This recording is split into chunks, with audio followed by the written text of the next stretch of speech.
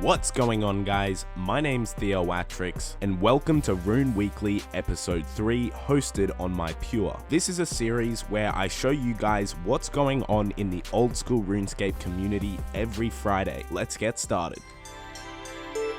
This week's Old School RuneScape update brought a brand new boss available to free-to-play, known as Bryophyta. The Moss Giant boss is in Varrock sewers and drops a staff which has a 1 in 15 chance of saving a nature rune when casting a spell. Additionally, free-to-play now have anti-poison potions, and they can buy them from the Varrock Apothecary for 1 Cavita Berry, a Limpwort root, and 5 coins. Last week's OSRS developer livestream brought some really interesting questions to the table. About 15 minutes in, Mod Kieran discussed adding a maxed total world, which would only be for the absolute highest level players in the game. I'd love to do a maxed total world, just for the fact that when we release a new skill, whoever gets 99 first gets a world to themselves. I'd be open to adding a new high level world just because there's a lot more people at that end now than there were back when we added the last one. Further into the stream, someone asked if there would be more Eternal jewelry coming to Old School, like the Eternal Gem for the Ring of Slayer and the Eternal Glory. Mod Kieran was a pretty big fan of that idea. Like, I am generally a fan of Eternal Jewelry as much as it got memeified in the past. Like, it gives a unique new drop that you can add to different tables or wherever it comes from. I'd like to do the Eternal Necklace of Binding, make lava runes a little bit nicer to play with. As a lot of you might know, when you're waiting for a pest control game, the system that determines whether you're in the next game is a little bit weird. Sometimes you'd be waiting there for 2 or 3 games and you just won't get let in. The mods agreed that that should be improved and fixed. We could certainly improve it from what it is. I think it's 2007, the current version of that queuing code. And I do think we could write a fairer one. Still a favour a certain tile? Yes, it does. Nice. Yeah, stand further north. Seriously.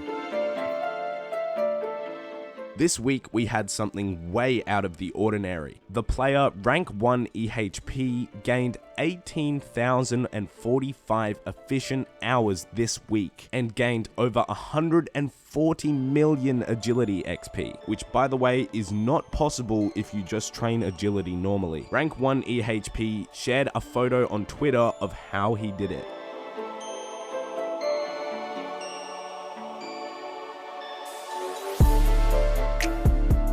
On top of that, this week a lot of 200 mils were gained by players, but the most notable one this week goes to FICO, who got 200 million mining. FICO is now the 12th player in the game to reach 200 million mining and has his spot secured on the high scores forever.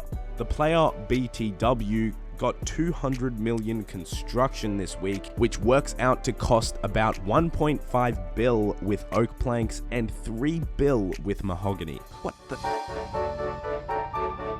In the hardcore Iron Man community this week, not many very high ranks died. However, just yesterday, rank 804 overall, Hardcore Woa, died. He's actually been a rank in my clan, the Theoatrix clan chat, for over a year now and died a pretty funny death. He was actually talking in the clan at the time about keeping his red status and lost it.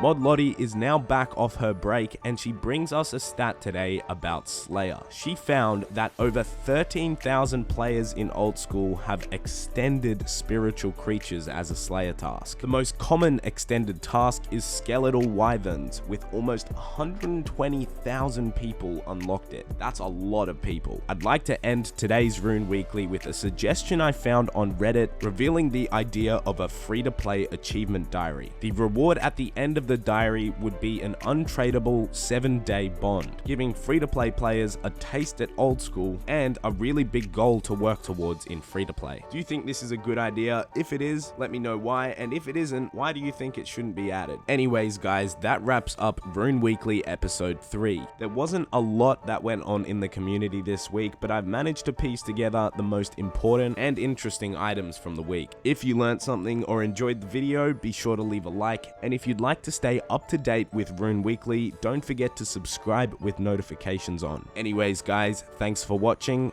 and see you next time.